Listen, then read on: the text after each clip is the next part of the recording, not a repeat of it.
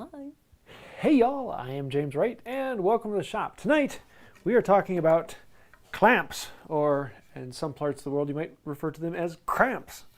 It's one of those interesting things that they're called different things around the world, even though it's an English-speaking country. Some countries call them cramps.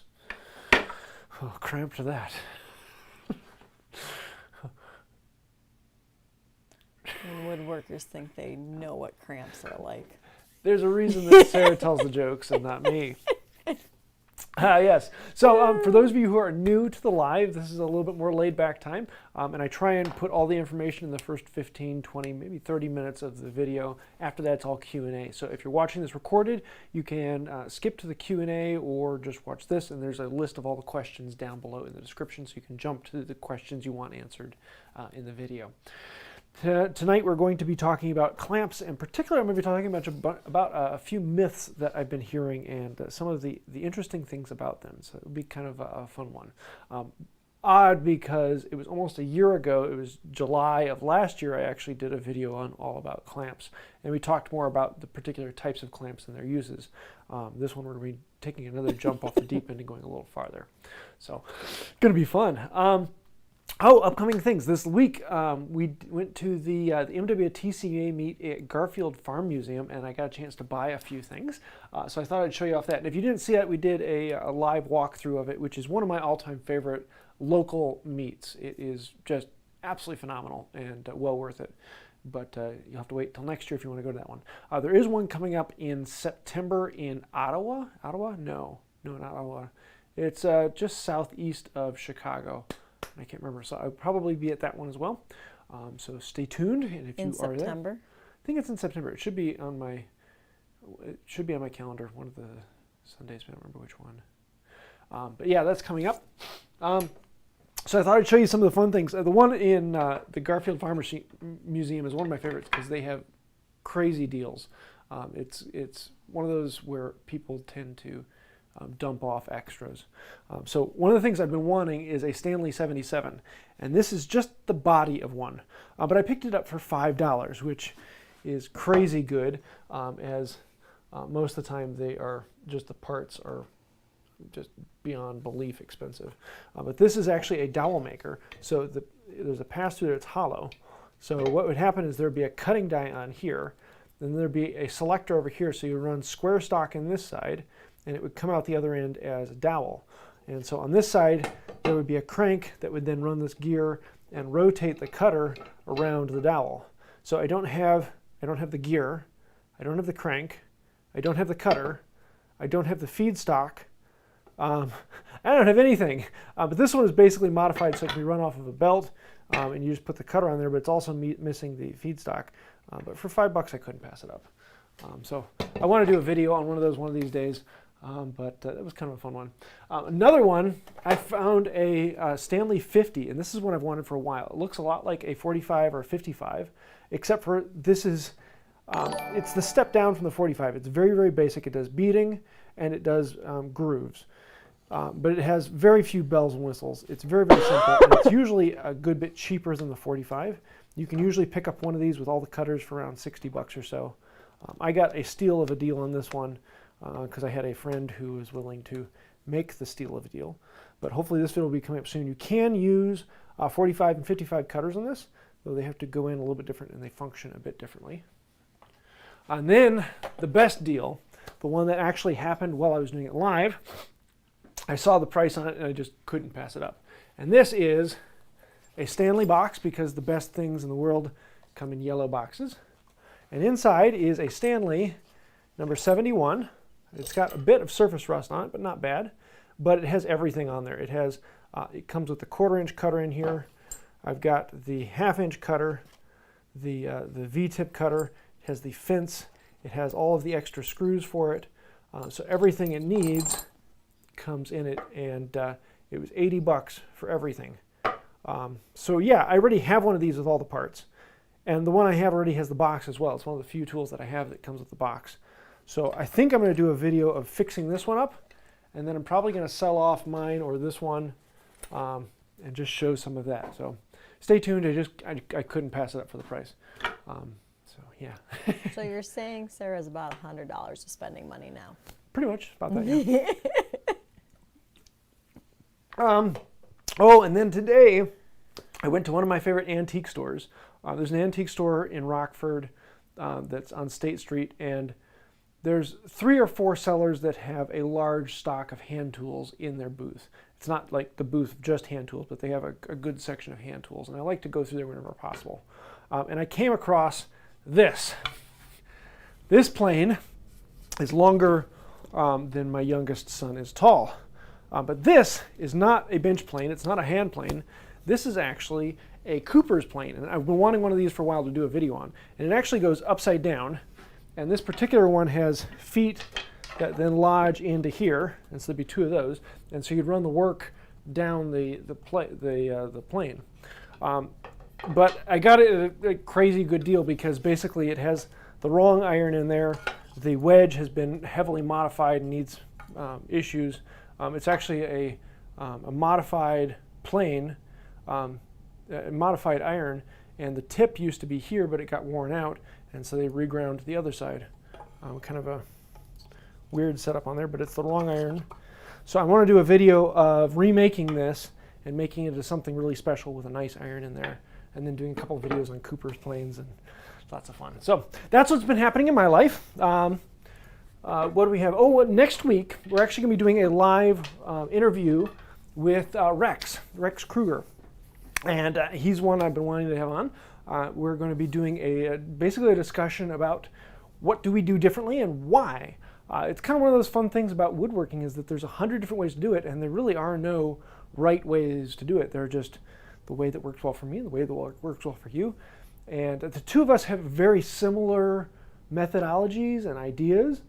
But even in that, there are lots of things that we do very differently, and so it would be a chance to actually talk through that. So if you have questions for the 2 of us, stay tuned. That is going to be a very fun one. Any other notes I'm forgetting about? I don't think so. So let's actually... Wait. Yeah, did you talk about the live build? Did I talk about the what? Live build on Saturday. Oh, yeah, and that's actually this Saturday. So if you haven't ordered your parts ready for the live build, probably won't get them done in time. We're actually going to be making a turning saw, which mine's over there. And we're going to be doing a full build on it live. And I bought the kit from Tay Tools. Excuse me. So we're going to be taking the raw stock, shaping it down, fitting the pieces together, and making a functional turning saw completely live. And so if you have all the parts, you can build along with me live and do it in the shop. And it's basically, I want to show the reality of what goes on. I want to show that there's going to be lots of mistakes, there's going to be problems, there's going to be things that go wrong, there's going to be boards that break, who knows. It's going to be a very interesting and fun time. So stay tuned. That will be this Sunday at 8 a.m. This Saturday at 8 a.m. Central Time. And it'll be on the main channel, not on this one. So. You're not letting me sleep in on my day off at all, are you? No, I don't do that. Your day off, you got to get up early. Y'all better know how much I love you. So we try and do it about twice a year or so, and this should be a fun one. So let's get into the topic before my wife throws a duck at me. Clamps. I did a video on making this one this week, and it went over pretty well. But a lot of people had some questions. Particularly, I was using my load cell at the end to measure how much clamping force I could get on there. And it was very interesting. Some people were saying, wow, I never thought that a screw would get up to 400 pounds of pressure. And other people were saying, wow, 400 pounds, that's not enough to do much clamping. And there were a lot of other little things that came up with that. So basically, what I want to talk through is clamps have many different uses and many different setups and functions and sizes and shapes. Basically, you have the difference in how long is the clamp, what's the distance between the 2 jaws.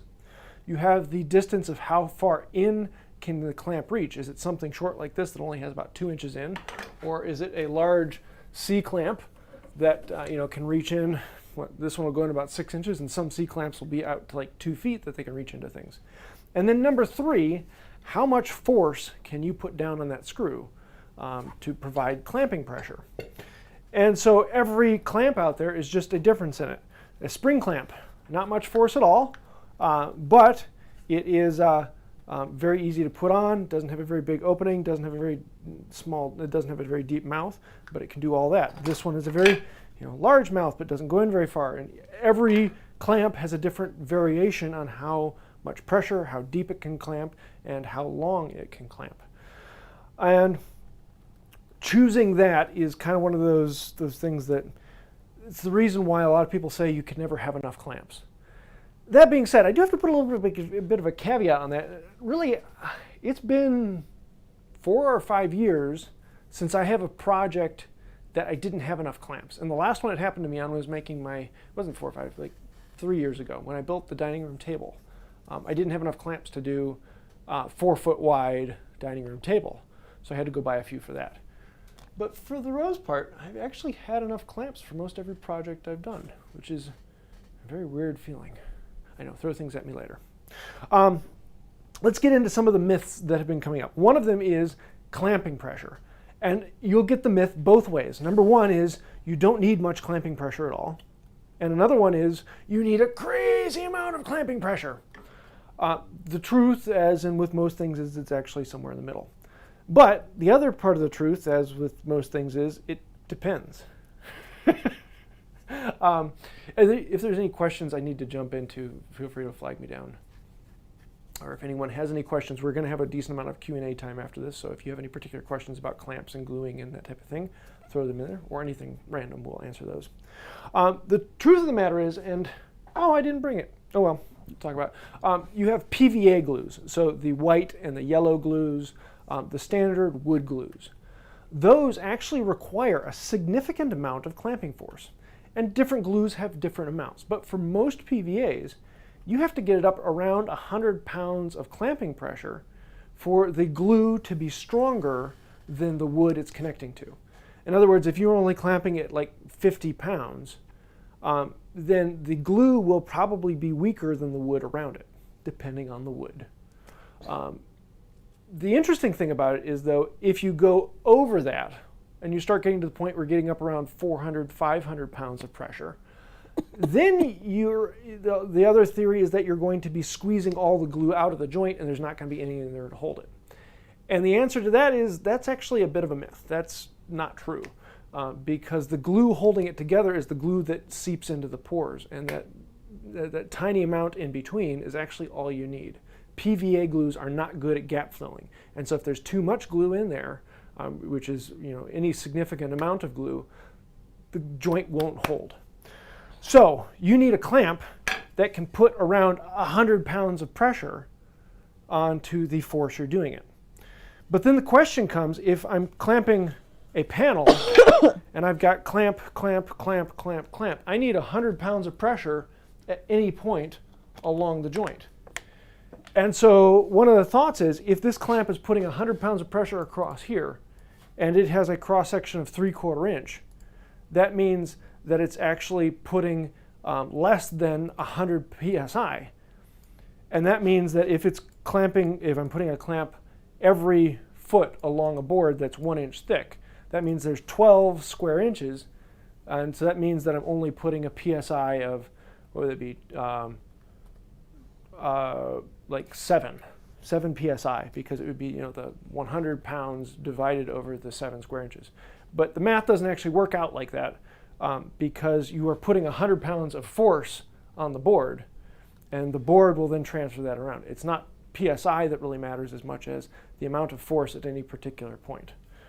So you don't need, so if you had a clamp every foot, the idea would be that you would need to have 1,200 pounds of pressure on the board at every clamp. And that's absolutely ludicrous. That isn't the way the glue works, because boards don't flex at every point of connection. They do flex a little bit, but if you put a clamp every foot, you're golden. So there's a plus and a minus to it. You don't want to have a small clamp like this. This will not put 100 pounds of force on it. This will not put 100 pounds of force. I can get this up around 50, 60, maybe 70. Some of the really good squeeze clamps, I might be able to get them up to 70, 80. But most of the time, I'm not going to be able to get 100 pounds of force on this. Some of the F clamps with these small handles, you're not going to be able to get that up there. So one of the other things I wanted to show is the handle size is what determines how much pressure you can put on it, not the screw itself, which is another object. And I was going to go with this. Oh, and then, sorry, I'm getting a little scatterbrained here tonight. Scatterbrained. So you don't need a 1,200-pound clamp every foot along a board in order to put the 100 pounds of pressure at any point. You need a little over 100 pounds. And most of the time, with a clamp, if you have a handle that is around 1.25 inches to 1.5 inches, that's about as much as you can turn with a hand pressure. And so if you have a handle that is of a decent size, that feels good, and you crank it just about as far as you can, that's around, well, depending upon what you want, that's usually around 200 to 300 pounds. And that's more than the 100 pounds you need, but because the pressure is being spread out a bit, that ends up being about what you want. And keep in mind, you are not squeezing out the glue, making it weaker. That's a myth. Don't worry about that. So putting more pressure on is okay. The problem is if you put too much pressure and you're actually crushing the fibers, then you're running into problems because then you're having dents on your board that you have to remove. And so I really like handles that are about this size because it allows you to put a full clamping pressure that will allow PVA to do its work. But yet it is, it gives you that strength, but it's not so large that you're actually putting a lot of pressure on it. Whereas if I have a C-clamp on here, my handle isn't this size. My handle is actually twice this length, so my handle would be that size. So the leverage I have is all the way out here as opposed to being right here. And I wanted to show that with this. With these I can get up around 300 to 400 with their hand size. But with a large C-clamp like this, I can really seriously crank down the pressure because I have a greater leverage on the handle.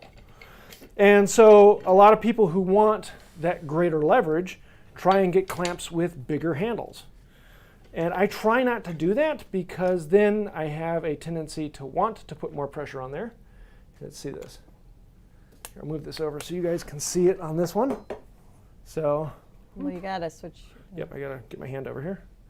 So with this one, with this large leverage on here, I can very, very easily really crank it down. I'm just putting a little bit on there, just without sliding off the edge. I'm gonna take it back off. I don't want it to pivot off and pop out on me. All right, now let's use the full leverage on here. What are we at right now? 600, I haven't even tried yet. So, I mean, I can really cramp down on this. What are we up to now? 971. 9. So, and now my screw's going out of alignment. So now I'm up to, pop down. Yeah, my screw's coming out of alignment. So you can see the alignment on that is coming out, so the pressure's coming off. So the greater the leverage, the greater the force I can put on it. And if you have a large leverage vise like this, you have to keep in mind that you don't need all that pressure. And so a lot of times you're putting too much on it and crushing the wood when you don't need to. So think about when you're turning this, just turn it with a few fingers right up here, and that's all the pressure you need for most clamping apparatuses. You don't need to grab out this and really twist it down. The ones I can really put a lot on are these ones where it's comfortable out here. I can't put quite as much pressure on as I can with that because the lever arm is only out about 3 inches from the other side. But this one I can really clamp down on because I can get the pressure on both sides at the same time. So I have to be very, very careful with these because one is pushing, one is pulling, and I can really squeeze things. Actually, let's throw it on this and see if I can do that. Got any questions that I need to hit? Hang on one second. Other than my categories brain? Yeah. Zac Harlan asked, how do you clean your wooden clamps of glue? I would think sanding would weaken the clamp. Yeah, that's a good one. I should talk about that in a moment here. So let's flip over to this. So with this one, here, you squeeze this on here, and let's see what we can get this up to. Oh, it's hard to do without this rotating on me. So let's clamp the clamp in place. There we go. So if it'd be on the panel. Okay, wait. It's all glary, so we can't see Is anything. it? Oh, the glare from that. Sorry. So we got 400. What are we at? 6, 7, 8. 9. Yeah, now I got the wood crushing on this. So I'm actually damaging the wood on the wooden vise here. So the bottom piece is crushing down into this. So I can really cramp that down, but I don't need to. And so that's one of the things to think about. These larger handles are more comfortable, but it's very easy to over torque it and end up putting more pressure than you really need. So I'm just more intrigued to know why you have that to test. This is for the tests I was doing with wood breakage and the glue test. So, yeah, these are fun load cells. Oh, and that's one of the things that really surprises people, because I have metal screws on this, which are, 1.125 diameter, and then I've got my wooden screw over here on my leg vise, and I put this in here, and with larger plates on it, so I'm not denting the bench itself. I put this wooden screw over 2,000 psi, 2,000 pounds. So this wooden screw, I can put 2,000 pounds, 1 ton of pressure, and that is to do with the lever arm that I have on this, because this thing has a large wooden. Do I have one of those up here? Oh, my other one moved over there. Let's see if I can get this. Come on, here we go. Flip it back. I've got this large wooden handle on here. So with this, I've got a very large lever arm that I can put a lot of pressure on it. Whereas with my with my metal vices, this one's only about a 6-inch wheel that turns, and it's on the Hovarder vise. So I actually can't put as much pressure on this one. Honey. Oops. I can't put as much pressure on this one as I can on that one, because that one has a lever arm that's out over a foot, whereas this one's only about 5 inches out from the center. So it's a little counterintuitive that I can actually put more pressure on my wooden vise than I can on my metal one, because of the handle, not just because of the screw. The threads have more than enough strength to hold that. And that's not the weak point. The weak point is how much pressure can I put on it. So, yeah. What questions we got? There was one you asked a moment ago that I was going to answer in a bit. Oh, surface covering on it. That's a really, really good one. Because with a lot of metal clamps, if glue drips down on it, you can just chip it off. When glue drips down on the wooden ones, well, then you can just chip it off. That's the easy answer. The hard answer is I finish all my tools with boiled linseed oil and paste wax. And a coat of paste wax on this will stop most anything from adhering to it. Epoxies who drip on it, no problem at all. I let them sit, and I just come in with a chisel or even a screwdriver, and they pop right off. So it's pretty easy to clean like that. Let me show you some of my bad ones over here. This clamp is well over 100 years old, and I restored it. And so it's got a good bit of junk that's on here. And I still need to put some paste wax on here where it's stuck onto that. But you can see on places on the side where the drips come off. And it looks like the finish is missing. That's just because it stuck to the paste wax, and when I pulled it off, the paste wax came off. So every now and then I just put another coat of paste wax on them, and they're good to go. So that's how I fix the things so they don't get stuck. Good question, though. What other questions we got? Kenny-Anjanette Horn asked, how do you feel about pipe clamps? Pipe clamps are a great, cheap way to get into it. Well, the thing is that there are many different types of pipe clamps. Some pipe clamps are great, some pipe clamps are not. I usually don't like half-inch pipe clamps. The reason being is if I'm clamping 200 pounds of pressure from point to point, with a half-inch pipe over like 2 feet, you're going to start seeing that thing bowing up into the work. And I don't like resting work on the metal pipes, because then you end up getting staining from where the pipe touched it. It's one of the things I love about wooden beam clamps is I have no problem with the wood of this touching the work. This is not going to stain or hurt the work at all. Whereas if there's any metal on there, sometimes that does cause problems. So the 1/2-inch ones, if you're clamping anything that's a decent length, they tend to bow a lot. And so because when the pipe bends, the two jaws go out of parallel. And when that happens, your work wants to go that way rather than staying where it should be. So with a 3/4, that's usually stiff enough that I can clamp 4 feet or more and not have too much torsion. If you start getting into large parallel clamps, rather than being made out of a pipe, they're created out of a vertical beam, kind of like one of these. And the nice thing about that is the taller piece of steel isn't going to want to bend this way. So you can make those longer and still have that, that strength to keep the jaws parallel to each other. What was his question again? Making sure I answered it. How do you feel about pipe clamps? Oh, yeah. So when you're first getting started, pipe clamps are great. Eventually, clamps are the type of thing you collect, and you end up getting a lot of different clamps. There are very, very few people out there who have all their clamps are one type. And those people are the people who have a lot of money.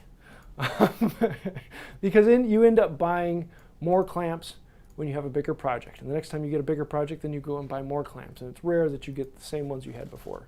So usually you end up starting off with a bunch of cheap clamps. And then you get some decent ones. And then occasionally you get a few really nice ones. And those few really nice ones are the ones you use all the time because they're really nice. But then once you need to do more projects, then you're using the cheaper and cheaper clamps that you had in the past. And I've got the same thing over here. All of my clamps are different. And like these ones I made when I was making my first bench to do the lamination for that. I almost never use those except for when I run out of these clamps because these are annoying and they're cheap and they're quick.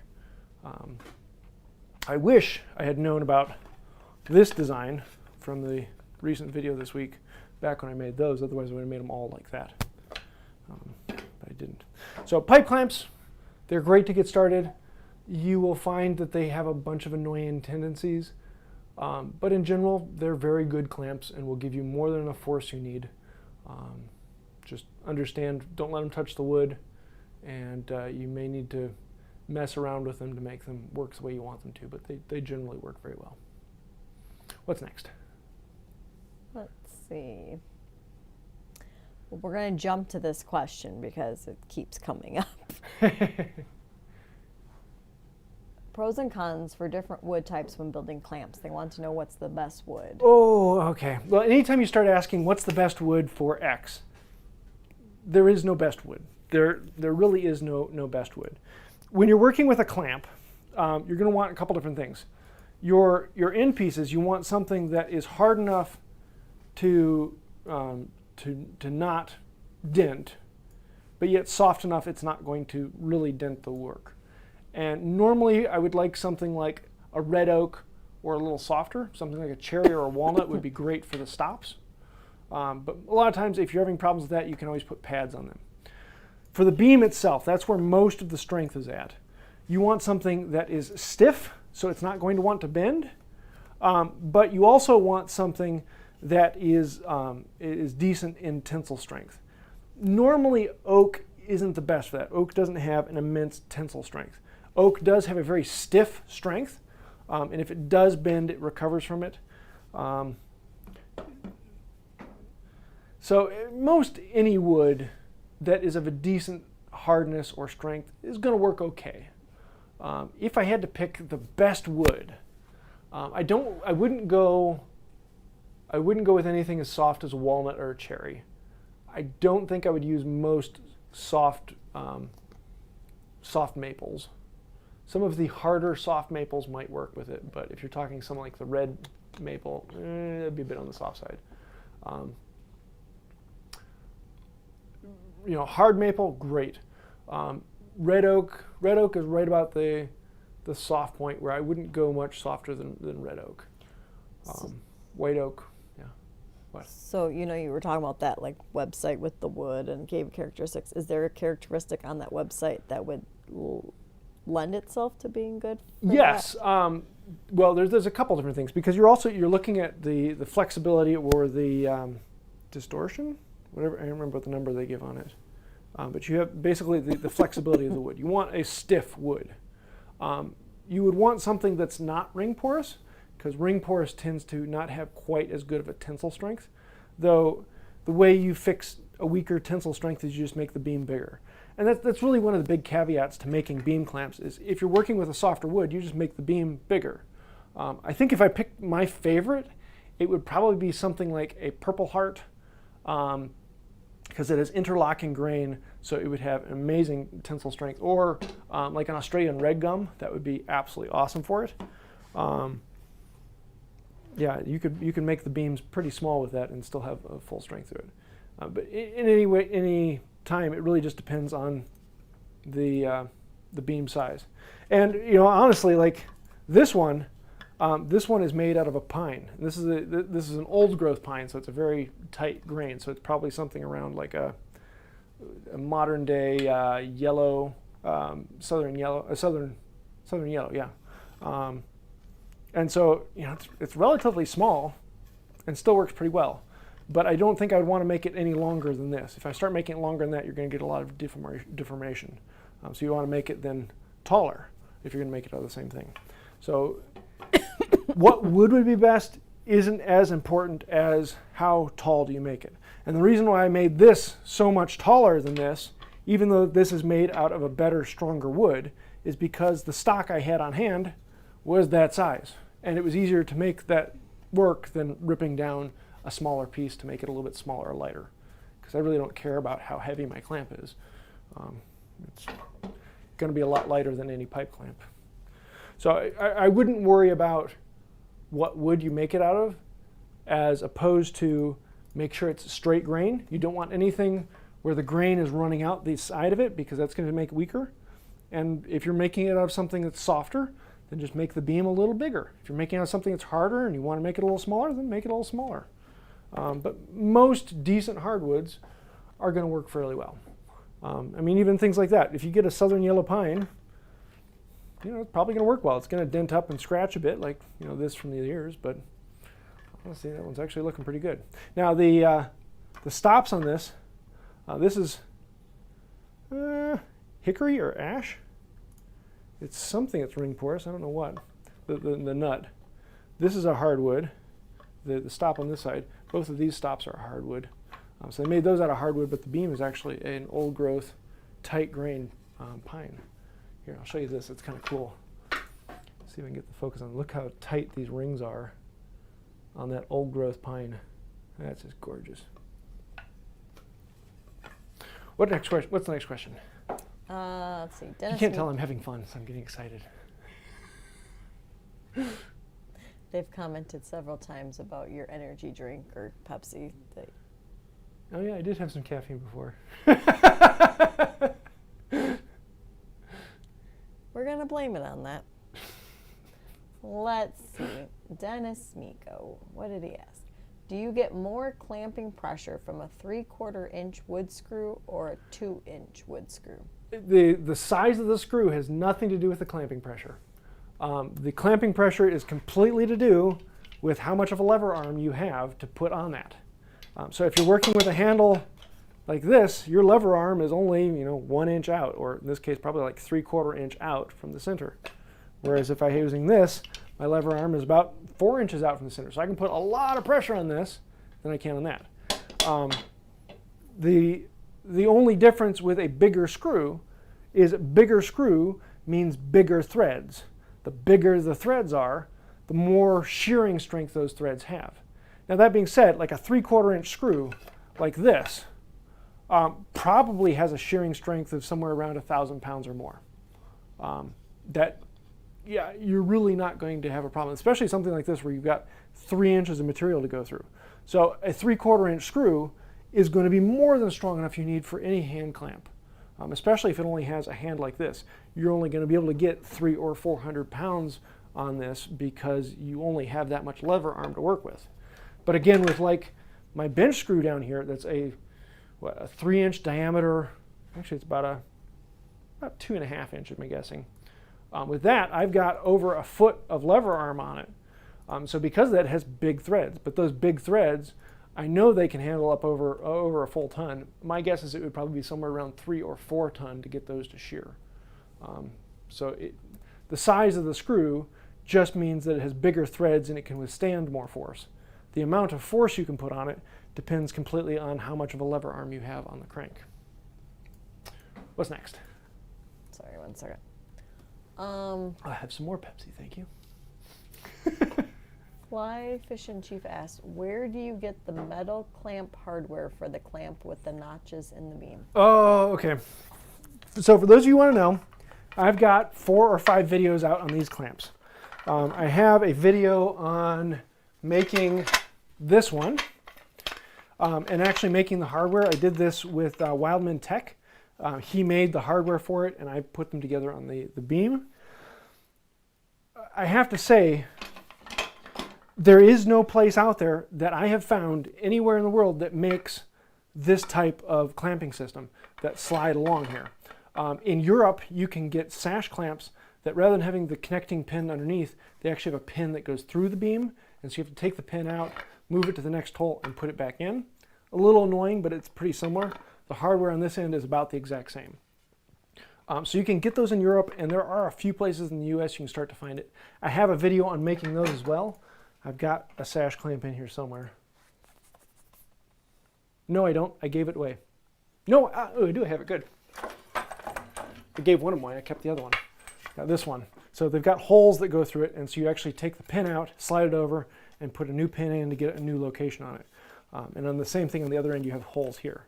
The nice thing about these is you can take the pin out of this end, put this on the other side, put that one over here, and you can have a spreader. So it's kind of an interesting addition to it. But as to clamps like this, there is no company I know of that makes these. And these are usually very, very, very hard to come by. I am looking for these all the time, and I usually only find 1 or 2 of these every year. And I am looking for them, and I have people that I know and talk to regularly. I only come across these occasionally. That being said, today I was in an antique store, and in the back corner, there was a guy who had 10 of them. And I was like, woo, 10 of them in one place. And the most I've ever seen is what I have right here. And I was getting really excited until I looked at the price on them. He had $35 to $40 a piece. And I was like, oh, I can't do that. Thank you. I kind of draw the line on these at $10 because honestly, I have more than I need. And so I'd rather other people get them if they want them. So, yeah. But most of the time, they are incredibly hard to find. They are only antiques, and you really got to be looking all over the place to get these. But if someone ever did make them, I'd love to see that. Or if you want to see the video on this one, Wildman Tech has a video on making this hardware out of rectangular stock. So, yeah, you can make them yourself if you're a welder. What's next? Sorry, just comprehending that you almost bought that for $3,400. Anyway. What? 34. Or $350. No, I wasn't going. I was wanting to buy them until I saw the price. I'm adding zeros. Because normally when I find them, they're listed for like $15 to $20 a piece, and then I'll talk the owner down to $10 a piece. Because most of the time people look at these as like, ooh, wooden clamps. These are horrible. I doubt I can get anything for them. So they list them at about the price of a pipe clamp, and then they're easily talked down to something cheaper. But apparently the guy who's selling them there is selling them at an antique store, so he marked them up a good bit higher. So if I could find a contact to him, I'd probably call him and say, hey, would you take this for him? But he didn't. What's next? All right, Worth the Effort wants to know, what's your opinion of Norm Abrams' favorite clamp? I do not know Norm Abrams' favorite clamp. What? Sacrilege. I don't know. I just looked that one up. All right, Worth the Effort. What is it? While we wait for an answer. S.J. LaRue. I am refurbishing some old chairs that someone painted over and used liquid nails to fix them. Oh. When would you stain the wood? Before or after the glue up? Well, if I'm staining the wood, I would try to do it before the glue up. Yeah, because most glues will inhibit the absorption of the stain, so you'll get areas where it doesn't absorb as well and other areas where it absorbs really well, and so you end up getting a light and dark and light and dark. So try and do it all before the glue up. Yeah, liquid nails is not going to let any finish through. That's sacrilege, but yeah. If you can't do it, until after the glue up, then come in with a card scraper and scrape it down until you get a layer of wood off, and then you'll know you'll have a decent surface to connect to with the finish. But, yeah. Oh, that was another thing I forgot to say. And one of the interesting things, I was actually in Williamsburg, Virginia, and looking around their shop. So they have a shop with 5 woodworkers, full-time historical woodworkers, in this one shop, a little bit larger than my shop. And they have a clamp rack, and I'm like, wow, yeah, every place you never have enough clamps, and they have 5 clamps. And I'm like, this whole shop has 5 clamps? And they're like, yeah. And the reason being is that most of the time, if they need to clamp up a panel, they have they'll jig it up on the bench, and they'll just use wedges to wedge the panel together. And historically speaking, in a lot of different historical traditions, clamps were not something you had a lot of in the shop, because most of the time you could do it with wedges, which was kind of an interesting eye-opener. Yeah, you can always use wedges, though clamps are always nice. It was one of those interesting things that, you don't always need all the clamps. I know it's sacrilege to say, but you can do a lot with just wedges. Okay, so for those of us naive, and when you mean wedge? A wedge is, here, grab these. So basically a doorstop. And so if you had them on the bench here, you would either have a board that would be clamped onto this side with your leg vise, and a board that would be on the other side. And so you put your panel down you'd want to clamp into place. And on this side, you would drive the wedges in between that board and your panel. And the other side would be pushed up against the board on the far side. And so you just have opposing wedges that would slide together, and as they go together, this distance increases. So you can use those to be your clamping force. Really simple, really easy, and anyone can make these in their shop. So yeah, that's the great answer to you don't have enough clamps, throw some wedges together. And if you do want to have clamps, you just make a board with a stop on this side and a stop on that side, and throw some. Great way to do it. What's the next question? Is that super chat? A new member. Ah, thanks, Steve. Without members and patrons, this channel would not be here. What? Why am I getting a message about What's that? YouTube is not receiving enough video to maintain? Oh, don't worry about that. Okay. Sorry, guys. Zac Harlan, what is your favorite project to do with hackberry? I've never used hackberry. Never used hackberry. From what I understand, it's but I have never used it. So, yeah. Anytime someone asks me what's your favorite project to do with wood X, I rarely ever connect particular type of wood with particular type of project. Any project can be made out of just about any wood. Let's see. Worth the Effort said, padded faces or not? That's a very interesting question. A lot of my best clamps have a soft piece of wood with a pad on the jaw, and I like that, but most of the time they end up causing me issues. Like these ones, the pads are always rotating and just not as simple as I'd like. But I've got quite a few that have no pads at all. They're just steel and steel. And a lot of times I'm thinking, ooh, I want to be careful with those.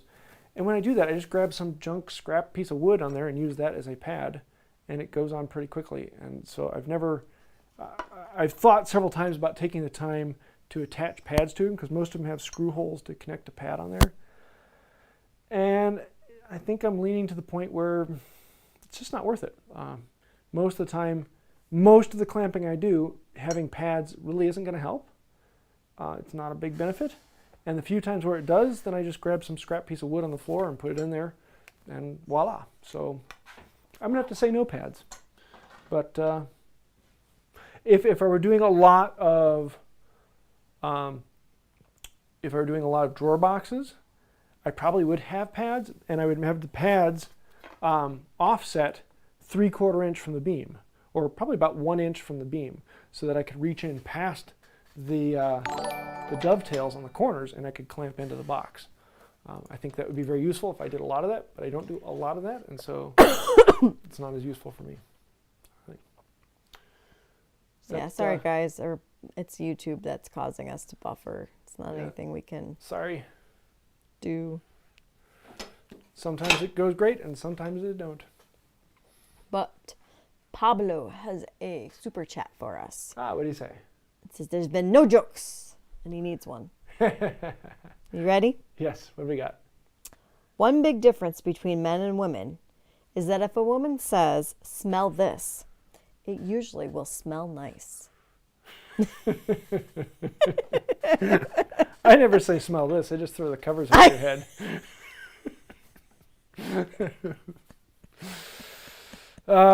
Yes. Very true. Thank you, Pablo. Thank you, Pablo. What's next?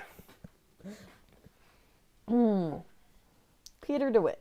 For a large panel glue up, would you prefer to use many clamps or set up stops and wedges to apply pressure to the joints? I like mini clamps, and I'll do alternating every other one, top and bottom and top and bottom. Yeah, I like a lot of clamps. There's just something nice about that. If I were doing all you do is drive in wedges on that movable stop, and so you can clamp any thickness at any spot. And it's a really slick, simple system. But I don't do a lot of panel clamp up, and I don't have enough wall space for that. So, yeah, there's my answer. There's a really good one I wanted to use. I don't know if this is Ma State, Ma Street, Ma Saint. Anyway, would ratchet tie downs work in place of clamps? Yes, yes. And I've actually used those quite a bit. Let me see if I have. No, it's over there right now. Yes, particularly like boxes, being able to run a strap all the way around all sides and clamp that down, those work fantastically. For panel glue ups, I don't like those so much because all the ratcheting force ends up being on the top, and so you take the panels that should be clamped straight on like this, and you end up ratcheting on the top, and so it'll actually warp the panel and try to pull it up. So they get to be very annoying. The way you fix that is you have one ratchet going one way and the other ratchet going the other way, and you have ratchet top and the bottom. You one crack on the top and one crack on the bottom and one crack on the top and one crack on the bottom until you squeeze it down. So they're a bit finicky for panel glue ups. For boxes or anything where you can go all the way around it, they are phenomenal. Yes. And you know, when you're first getting started and you don't have a lot of clamps and you're trying to clamp up your bench top, that may be a great option for you. They're a little more finicky, and so they take a little bit more time and they take a little bit more to work with. But if you don't have a whole lot of money, then that's a great answer for it. So yes, ratchet straps work very well. So what's the joke? Hang on. Didn't find it? No, here it is. Oh. Where do Sith Lords go shopping? Sith Lords. What? The Darth Mall.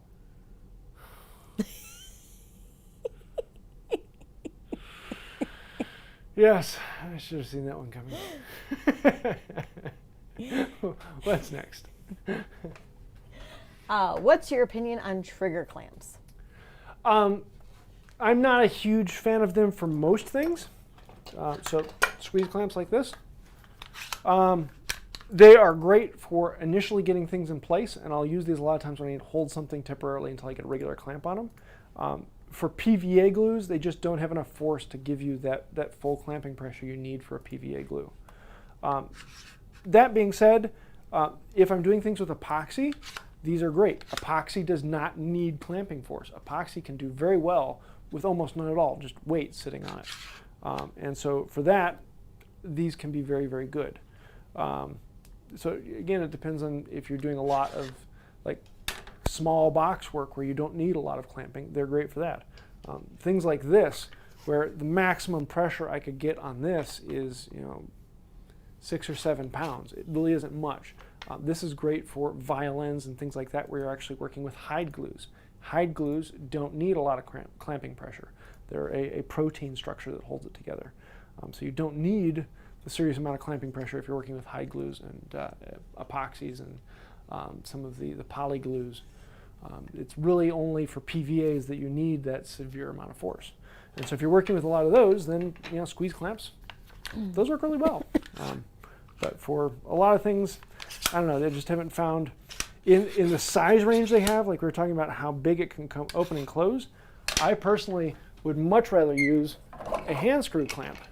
This has about the same size range as this, but it has a deeper throat, and I can put enough pressure on this because the levels.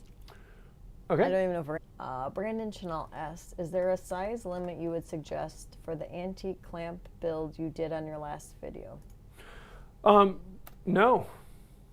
The size is dependent upon the project you're building. In all honesty, if you need it bigger, you just make it out of a bigger piece of wood. You could make it out of a beam that's 20 feet long and it would do the exact same thing.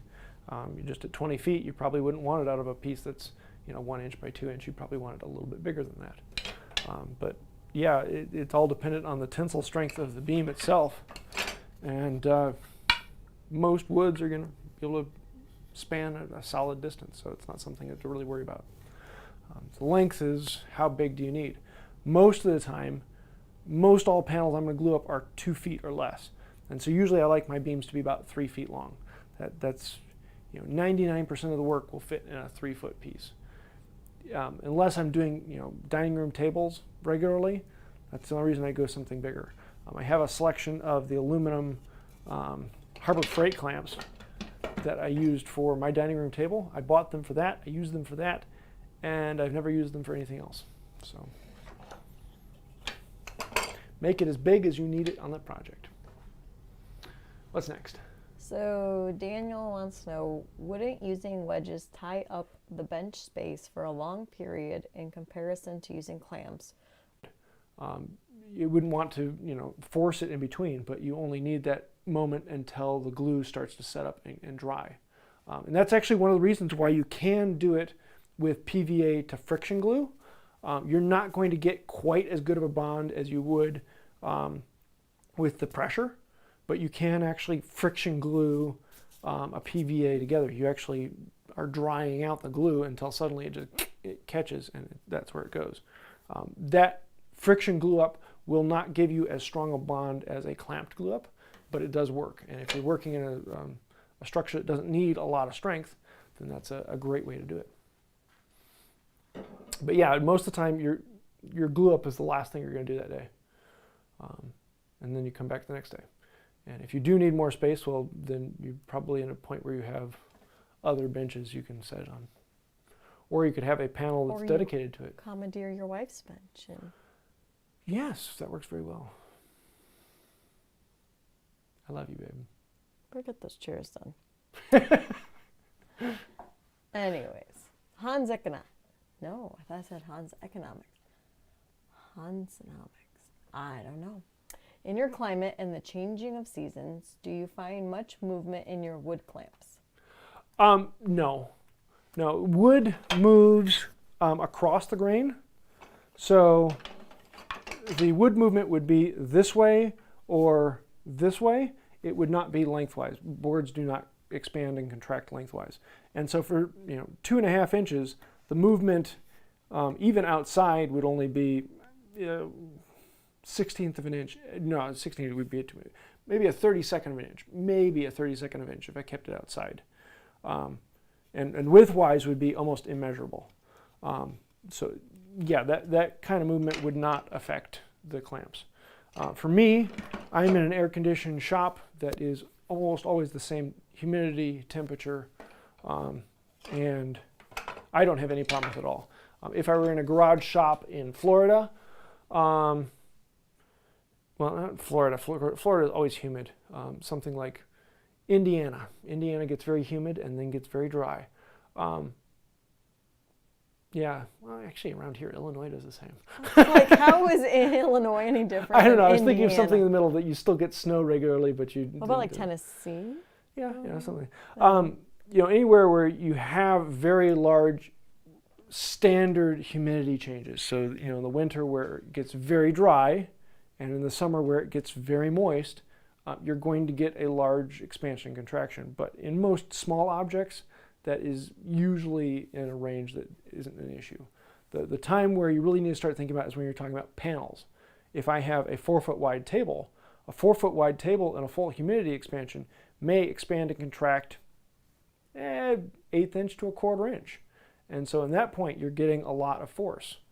But for something small like this, it's, not much of an issue. As long as you don't put them out in the sprinkler. What's next? Last question. Bob Brewer Hobbies. Does PVA glue have a shelf life? I do not use it up as fast as I thought. Yes and no. If it is kept in an airtight container with very little air above it, then it will have a shelf life that is years and years, if not decades. However, if you're regularly opening the bottle and you're reintroducing oxygen into it, it's going to start curing a top layer. And that's if you keep it in an air-conditioned space. If it is in a space where it gets cold, and even if it doesn't get freezing, but the temperature swings are in and out of its favorite zone, then it will become less viable much quicker. And if it freezes, it's basically trash. Don't ever let it freeze. So, yes, good question. So, I think that is about it. Trying to think if there's anything else to say. Yeah, I think that's about it. If you have any questions that I didn't get to, feel free to send me an email or a message. I'll gladly answer those. And this was a lot of fun. Next week, we're going to have Rex Kruger on. It'll be a good time to hang out with him and do an interview. So if you have any questions for him or how the two of us do things differently, looking forward to having some really fun arguments. So I think that will about do it. And until next time, have a wonderful day. Bye.